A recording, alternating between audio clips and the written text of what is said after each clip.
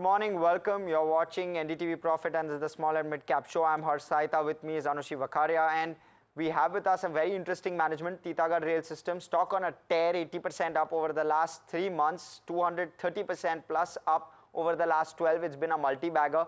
And the budget theme, of course, at play now. We're probably a week away now, not more. And therefore, Titagarh Rail, very, very relevant. We have with us Pritish Chaudhary, the Deputy Managing Director at Titagarh Rail. Welcome, sir. Sir, just for context, give us, you got a very strong order pipeline in comparison to your top line. You got, for context, roughly 14,000 crore worth of order pipeline at the end of Q4. You've also got 13,000 crore in terms of JVs, which your JVs have orders worth. So where should your top line lie for FY25, and how likely is it that you'll do 1,000 wagons per month through FY25? How likely is that? So thank you very much for your question, and thank you very much for having me here. As far as our numbers go for the next year, normally we don't give forward-looking guidance. So I'll refrain from commenting on the top line numbers. However, as far as the wagon production goes, as we've been mentioning very constantly, that this 12,000 wagon per annum, or as you mentioned, 1,000 wagons per month run rate, is something that we're very confident that we'll achieve. You know, month on month, there may be a variation because of various factors. But when you look at it on an annualized basis, we are very confident of 12,000 wagons in this financial year. Hi, Mr. Pritish. Anushi joining in. So I wanted to ask you about the order book. Now, again, 14,000 crore of an order book that you've mentioned, 13,000 crore more coming in from, with the kind of impetus that the government has put in for the budget over the last few fiscals, where do you see these new orders coming in from, and what is the kind of order book that you see by the end of FY25?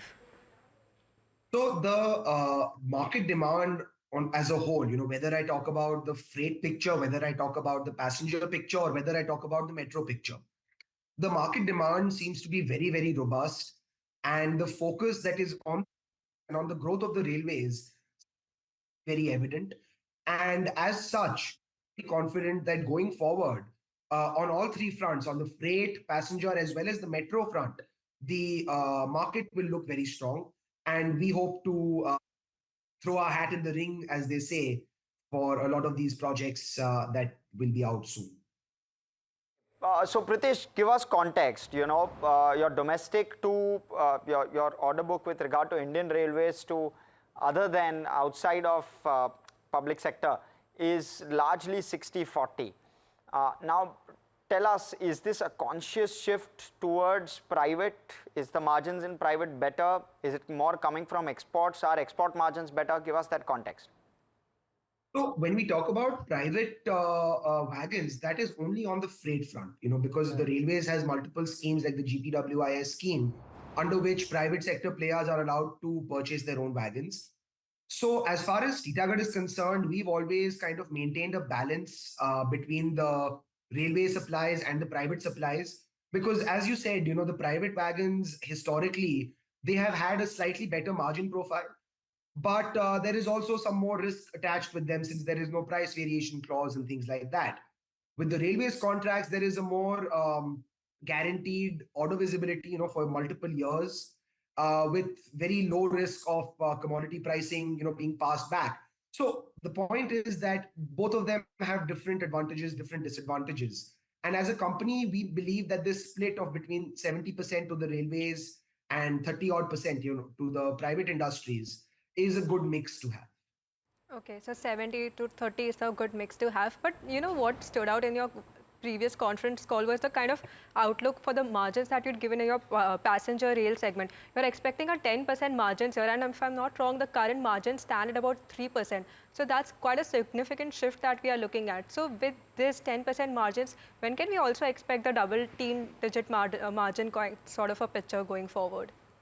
So this 10% margin number is something that we'll achieve purely through operational leverages. You know, today the factory is ready to produce an X number of coaches, but we're only producing a fraction of that because our Surat Metro, Ahmedabad Metro, and Vande Bharat are actually in their design phase right now. So as soon as we get to a level of producing about 15 to 20 coaches a month, which we expect to achieve by the end of this financial year, we'll see an automatic shift in the EBITDA profile from about the current 3-4% to 10 odd percent. If we talk about improving it further from 10%, that actually comes from the backward integration drives that we've taken up. For example, the propulsion agreement that we have with ABB in order to develop indigenously Goa 4, which is a driverless metro propulsion, is a huge step as far as our backward integration plans go. And we do definitely expect that going forward, this would give us a decent margin expansion. Got it, Pratish. Just with regard to what this does to your overall margins, if this segment goes from 3%, 4% to 10%, what does it do to your overall margins therefore? Will it be a 1-2% incremental on your overall margins or more? That's my first part. Second part is just with regard to execution, because you spoke of metros. You have several projects lined up for execution in FY25. How many of those are going to kick through in your view, and how much will that translate in terms of revenue? So I'll answer your first question first, which is on the overall margins. Now, as a company, we've always guided that anywhere between a 10 to 12% EBITDA is a stable margin. And going forward, that's also what we'll aim to achieve. On the freight side, a 12.5% EBITDA is a very sustainable margin. And as you mentioned, on the passenger front, we expect a 10% EBITDA going forward on an immediate basis. When I say immediate basis, I mean in the next year, within the next year. Now, coming to your second question, which is the execution for this year. Now, the Surat Metro and the Ahmedabad Metro are actually due to start execution within Q2. With Bangalore Metro, the production already having started, and our first coach will hopefully get delivered by the month of August. So in terms of execution, these three projects, even the Vande Bharat, the production is due to start within Q2 or Q3 of this year. So while the production starts, the revenues don't necessarily get all billed immediately because it all happens on a POCM method of accounting. So as time progresses and as the execution picks up, typing phase is done, we expect that it will translate into the revenues as well. Okay, and what are your capex plans for the years, and if again there are any funding plans as well that we can look forward to in this fiscal? So the capex plans we've already announced, ma'am. We've said that over the next 2 years we'll be spending roughly 700 odd crores in capex, out of which 300 odd crores have already been spent. As far as fundraising plans go, there is nothing that we have on the books at the moment.